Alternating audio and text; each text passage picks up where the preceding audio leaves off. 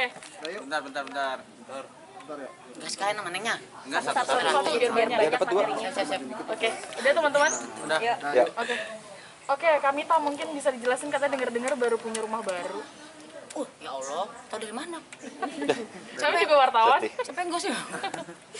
Padahal aku belum upload di YouTube loh. Oke. Hah? Belum, itu mah rumah yang lama. Bocorannya kan udah Bocorannya, ada di situ. ya alhamdulillah lah. Sebenarnya bukan rumah baru sih, itu sebenarnya udah lama. Cuman kan aku kemarin itu sebelum pandemi kan aku punya base camp. Terus pas pandemi kan job berkurang. Bukan berkurang lagi, malah awalnya pospon jadi gagal semua. Terus akhirnya aku nggak terusin base campnya. Jadi rumah yang udah aku punya, akhirnya aku pindah base camp. Jadi base camp nggak aku terusin. Akhirnya aku pindah ke rumah yang udah lama sih, sebenarnya itu bukan rumah baru. Jadi masih tinggal sama mama juga di daerah Tangerang juga gitu. Jadi bukan rumah baru sebenarnya. Udah lama cuma baru ditempatin gitu. Itu termasuk rumah idaman nggak sih buat kamu sendiri? Atau sebagai pencapaian selama berkarir atau gimana? Ya sebenarnya alhamdulillah sih selama sama The Virgin kan ada aja rezeki ya kan. Aku kan pasti alihannya ke investasi. Cuman nggak semuanya. Kemarin juga sempet karena pandemi udah beberapa dijual juga. Sama gitar juga udah ada sebagian yang aku jual juga gitu. Jadi maklum lah ya, karena alhamdulillah selama bekerja aku punya investasi dalam bentuk gitar efek atau enggak tanah. Jadi selama pandemi, selama setahun, bayangin aja ya, musisi nggak ada job ya. Jadi udah beberapa ada yang dijual gitu. Berarti menjual gitar istilahnya untuk menghidupi selama nggak ada Iya job, benar. Jadi kan bayangin aja, yang namanya musisi kan biasanya jobnya memang kan kita panggilan ya.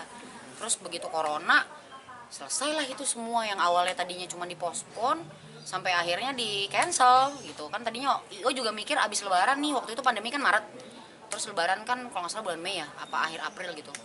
Akhirnya yang tadinya dipospon akhirnya di cancel. Jadi mau nggak mau kita cari-cari hal yang bisa dijual-jualin gitu. berapa gitar kayak dijual Kak? Lumayan sih, sebelum pandemi juga kan aku ada beberapa yang nggak dipakai aku jual. Nah pas pandemi kemarin lumayan ada sekitar 2-3 lah, lumayan lah. Tapi Berapa tuh jualnya Kak? ya lumayan sih alhamdulillah, gitar-gitar ya kayak PRS gitu, kayak lumayan lah ya buat jajan. Tapi selama berkarir masih ada ambisi mau punya apa nggak sih? Biasanya kan selebriti tuh Kayak ada lengkap dengan image yang branded glamor gitu. Oh alhamdulillah ya, Mita sama Dara tuh selama berkarir nggak pernah yang kayak kehidupan pribadi atau enggak harta benda atau enggak apa yang kayak dipamerin gitu. Alhamdulillah sih kita emang nggak ada juga yang dipamerin gitu. Dan alhamdulillah aku sama Dara kan orangnya nggak yang branded banget gitu, kayak apa harus beli yang branded, enggak. Jadi aku tuh sama Dara juga. Jadi kalau misalkan beli barang walaupun harganya cuma 100 perak ibaratnya, kalau pantas di kita orang juga ngeliatnya enjoy kan. Jadi nggak mikirin branded. Tapi ada mimpi yang belum tercapai nggak? Aku sih pengen banget. Sebenarnya sebelum pandemi aku udah kepikiran, semenjak Mas Dani dibui kan aku kayak pikiran, aduh kayak semua mesti sendiri ini apa gitu. Jadi kayak aku kayak pikiran kayak pengen bentuk manajemen, terus kayak pengen bikin IO gitu, terus pengen bikin kayak produksian sendiri. Tapi semuanya buyar nih gara-gara pandemi, gagal semuanya. Pengen bikin kayak manajemen sendiri gitu loh. Jadi aku pengen hire talent baru yang bagus. Terus aku bikinin project, aku kebayangnya sih kayak gitu tadinya ya. Udah kepikiran banget pengen jalanin, tapi semuanya 2020 semuanya berantakan. Oke, 2021 akan berbentuk lagi seperti apa nih? Sekarang 2021 aku lebih ke nata hidup ya. Karena 2020 itu udah menghabiskan banyak hal yang aku punya. Karena yang namanya kita biasanya penghasilan sebulan itu lumayan, jadi nol banget. Jadi kita ngabisin tabungan. Jadi 2021 ini menata kembali hal-hal yang udah mulai hilang gitu. Jadi makanya mudah-mudahan dengan adanya single terbaru The Virgin ini bisa kembali jalan lah segala macamnya. Terus juga kan peraturan pemerintah katanya udah mulai mau longgarin tuh, mudah-mudahan lah direalisasi.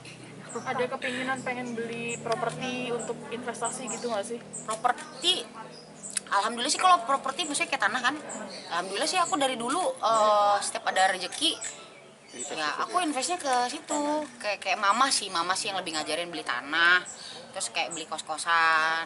Terus kalau aku pribadi karena aku musisi, aku banyakin kayak beli gitar, terus beli efek gitar pokoknya kebutuhan buat kita manggung gitu, dan lumayan sih harganya, nggak yang murah juga gitu kan. Berarti invest itu udah cukup banyak yang Mita Udah cukup banyak, dapatkan. udah cukup banyak yang dijual juga.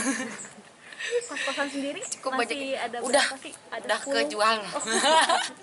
Udah sampai jual kos-kosan juga Udah, kan, Mita? udah. Gara-gara ini Kos-kosan udah, ya. Terus gitar ada beberapa, terus ya tapi aku masih bersyukur lah ya, masih ada rezeki, walaupun nggak sebanyak dulu, tapi dalam arti nggak sebanyak dulu tuh kan aku juga pernah dari nol ya. Aku pernah mengalami lebih parah dari pandemi ini. Aku pernah mengalami keuangan aku lebih parah dari sebelum pandemi ini gitu. Jadi buat aku pandemi ini ya biasa aja sih, nggak terlalu yang parah banget. sempat stres atau depresi gitu nggak sih sampai akhirnya ngejualin itu Aduh, semua? alhamdulillah enggak, dan aku alhamdulillah banget aku punya mamah yang ikhlas, yang biasanya ya mungkin kan beberapa orang mungkin kayak udah aduh nih kerjaan ini jadi stres apa gimana, kan alhamdulillahnya aku sih enggak sih, orang tua juga dukung, mamah juga enggak yang sendiri. nah alhamdulillah aku bikin studio sendiri di rumah yang baru, bukan baru, rumah yang baru aku tempatin itu aku bikin studio. Akhirnya aku bagusin studio itu semata-mata karena kerjaan pandemi ini kan lebih banyak virtual. Jadi aku bela-belain uang yang aku punya, aku bagusin studio. Biasanya kan kalau apa-apa di RCM, di studio Mas Dani. Nah, karena kebanyakan sekarang jarang di luar, jadi akhirnya aku bagusin studio. Uang yang aku punya aku limpahin ke studio. Ada Artinya rencana ada ngumpulin manfaatnya juga ya. Apa? Ada manfaatnya juga ya. Banget, karena kan Pandemi sekarang itu akhirnya merubah pola pikir juga. Wah, ini harus memang. benar. Jadi aku yang tadinya cuek, biasanya nongkrong sembarangan, buang-buang. Ya namanya sama teman gimana sih ya, kita makan bareng apa kan itu menghabiskan uang. Sekarang jarang banget, jadi irit juga, belajar irit, terus belajar menghargai tabungan yang ada tuh nggak dihura-hurain, terus juga belajar manfaatin rezeki yang kita dapat buat hal yang berguna gitu. Jadi aku selama pandemi ini kerjanya tuh virtual, jadi ada salah satu aplikasi, kerja sama salah satu aplikasi buat menghibur viewer itu secara virtual, jadi gajinya bulanan. Terus ada juga dari YouTube, jadi aku bikin YouTube channel sendiri sekarang. Gimana akhirnya ngerasain gajian bulanan? Biasanya kan gajian biasanya kan gajian per Per event, show, ya. gitu. Sekarang bulanan Benar. gitu. Biasanya The Virgin aku manggung gajian per event, besok langsung dibayar abis manggung. Sekarang nunggu sebulan baru dibayar, itu rasanya oh gini ya orang kerja kantoran.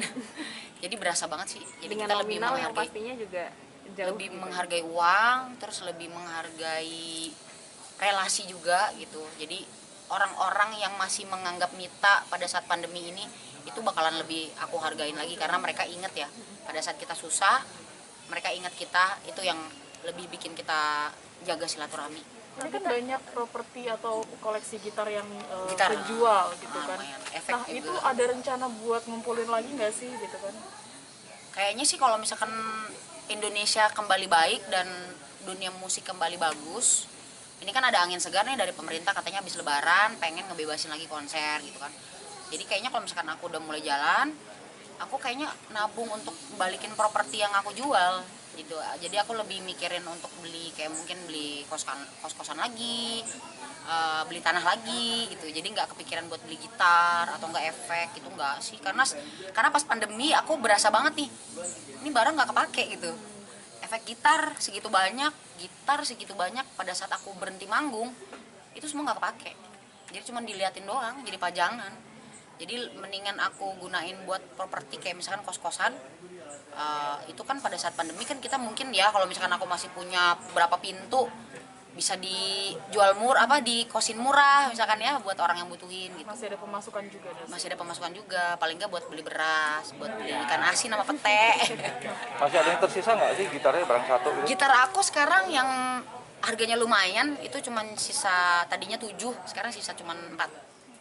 Yang sisanya sih lebih-lebihnya tuh ada sekitar 4-5 gitar, itu lebih ke endorsement gitar doang, jadi nggak mahal gitu, harganya nggak mahal.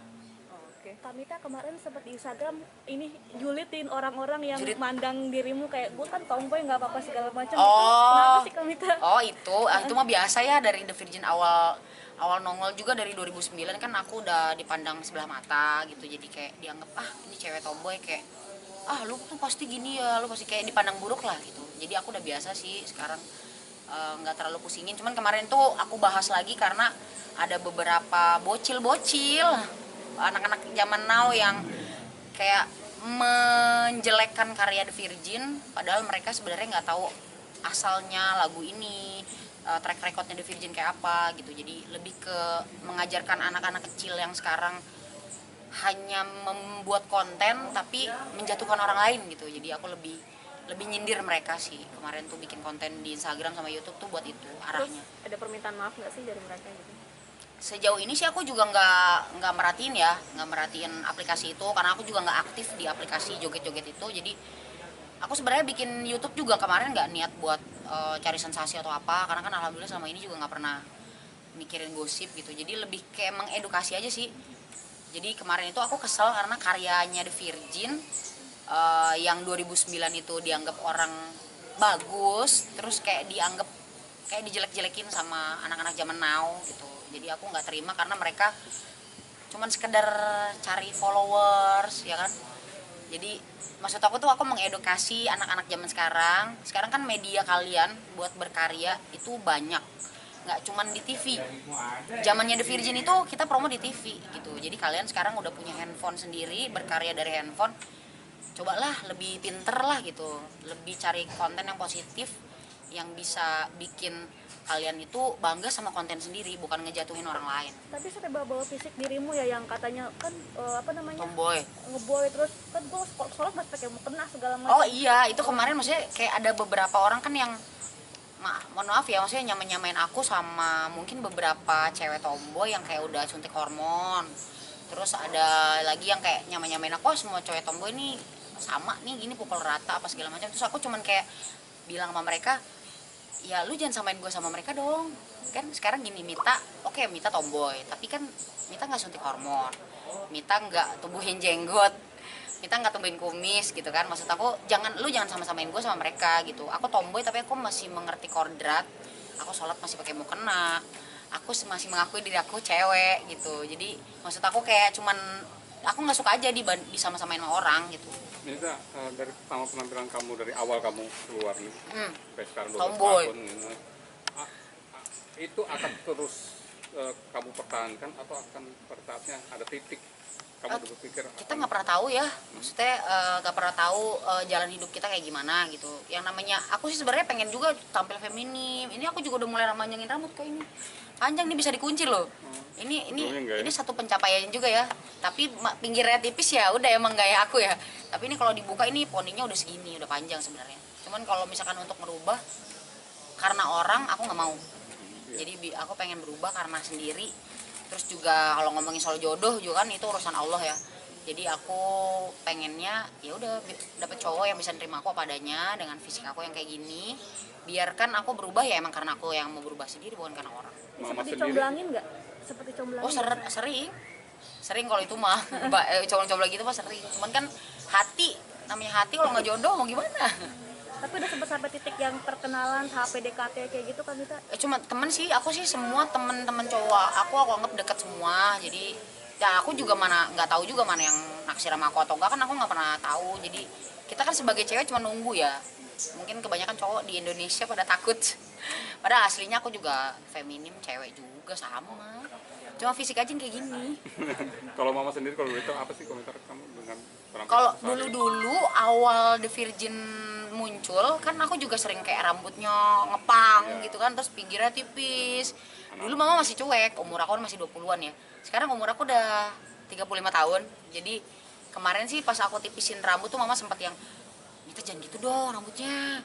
Jangan kayak gitu dong, katanya gimana mau dapet jodoh gitu." Ya mungkin mama mikirnya, lu udah tua, anaknya udah tua, jangan kayak dulu lagi, kayak gitu sih. Lebih ke situ, tapi ngomongnya juga sambil bercanda karena mama tahu Mita orang entertain. Jadi memang gaya aku nyentrik, gaya aku tomboy ya, jadi mau gimana lagi. Akhirnya mama ngalah. Kak Mita, maaf, ada kekhawatiran nggak usia udah 35 segala macam dari dulu sendiri gitu Kak Mita? Pasti kalau khawatir sih pasti, cuman balik lagi jodoh, rezeki, maut itu kan urusan Allah. Jadi aku sih pasrah aja. Kalau emang ada jodohnya pasti suatu saat ada sendiri. Nyoba taruh mungkin? Pasti haruslah, muslim harus ta'aruf. Nggak boleh pacaran ya kan? Oh, berarti memang Harusnya nggak boleh kan pacaran. Nah, harus langsung ta'aruf aja. Jadi kalau misalkan ada yang mau ya hayu. Silakan temuin mama. Kalau udah mapan, silakan langsung ngelamar. Sok, aku mah hayu. Kalau cocok hayu. Apa sih yang bikin kamu merasa lebih nyaman untuk ta'aruf dibanding pacaran? Aku mungkin lebih ke keluarga ya, lebih ke pengalaman mama. Mama kan udah gagal 3 kali nikah, dan aku juga berangkat dari keluarga yang aku kan dari kecil udah ditinggalin sama bapak. Dari umur 3 bulan kandungan aku nggak tahu siapa bapak aku. Terus seiring berjalannya waktu, mama nikah lagi juga kan, kehidupannya juga nggak baik, terus cerai lagi ya kan. Jadi kayak aku tuh belajar dari pengalaman mama. Toh mama juga nikah gagal mulu ya kan. Jadi mama juga membebaskan aku untuk cari orang yang mungkin menurut aku bisa sampai akhir hayat lah ibaratnya. Kan kita juga siapa sih yang nggak mau nikah sekali seumur hidup. Semua juga kan pasti mendambakan nikah sekali seumur hidup. Cuman kita nggak pernah tahu yang namanya jodoh. Jadi ya udah, daripada asal-asalan, ya udah aku tunggu jodoh dari Allah aja lah. Kalau ada yang mau syukur, ya nggak mau ya udah. Oke. Pasrah. Thank you, amin. Oke. Terima kasih Kak Mita. Sama-sama. Pamita dikit dong, foto dikit aja. Ini buat Instagram ya?